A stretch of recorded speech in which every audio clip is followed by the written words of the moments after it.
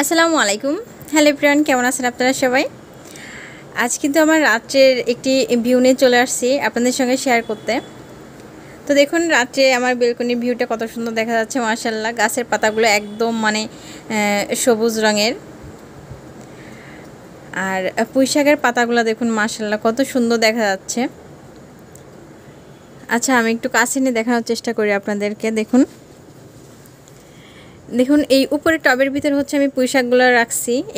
এগুলা কিন্তু হচ্ছে বাজার থেকে যে আমরা পুঁই শাক কিনে নিয়ে আসি না, ওইগুলার ডগা, নিজের শক্ত যে ফেলে দেওয়া অংশটা, ওইটাই হচ্ছে আমি মাটিতে হচ্ছে জাস্ট গেঁথে রাখছিলাম। আর সেখান থেকে দেখুন মাশাআল্লাহ কত সুন্দরভাবে হচ্ছে শাক বের হয়েছে সেখান থেকে। আর পাতাগুলো দেখুন মাশাআল্লাহ কত সুন্দর, আর ডগাগুলো কিন্তু বেশ মোটা। এই পুঁই শাকের ডগা বা লাউ শাকের ডগা, এগুলা মোটা করার কিন্তু একটা গোপন টিপস আছে, আপনারা কম বেশি অনেকেই জেনে থাকবেন এগুলা। তবুও আপনাদের সঙ্গে আজকে শেয়ার করি বিষয়টা। দেখুন আমাদের এই যে পুঁই শাক বা যে কোনো লতানো যে শাক সবজিগুলা, এইগুলা কিন্তু নাইট্রোজেন খাবার খুব পছন্দ করে থাকে। নাইট্রোজেন খাবারটা ওদের যত দিবেন, ওরা দেখবেন খুব দ্রুত বড় হবে এবং পাতাগুলো খুব সুন্দর চকচকে উজ্জ্বল ফ্রেশ বড় বড় হবে এবং ডগাগুলো কিন্তু বেশ মোটা মোটা হবে। আমি কিন্তু চাল ডাল ধোয়া যে পানিটা, যেটা আমরা অনেকেই ফেলে দিয়ে থাকি, তো রান্নাঘরের এই ফেলে দেওয়া এই খাবারটা কিন্তু আমি পুঁইশাকের গাছের মাটিতে হচ্ছে দিয়ে থাকি।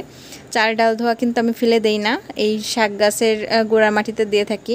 এতে কিন্তু আমার পুঁইশাকের ডগাগুলো বেশ মোটা মোটা হয় এবং পাতাগুলো কিন্তু খুব সুন্দর দেখুন, বড় মোটা। এবং এগুলো কিন্তু পাতাগুলো কিন্তু হচ্ছে পাতলা না, দেখুন বেশ পুরো পুরো।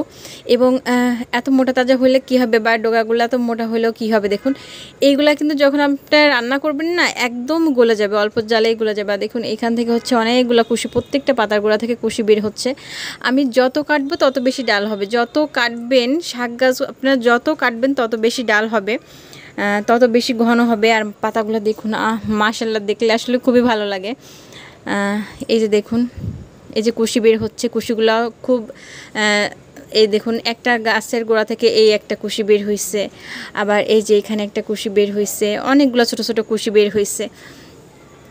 দেখতেও কিন্তু বেশ ভালো লাগে। দেখুন বাজারে হচ্ছে আমরা যেই শাকগুলো খাই, ওইগুলো কিন্তু আমরা যেমন চাল ডালের ধোয়া পানি থেকে হচ্ছে নাইট্রোজেন খাবারটা হচ্ছে ওদের দিয়ে থাকে, ওরা কিন্তু ইউরিয়া ওষুধটা দিয়ে থাকে, রাসায়নিক সার, যেটা কিন্তু আমাদের মানুষের জন্য অনেক ক্ষতিকর।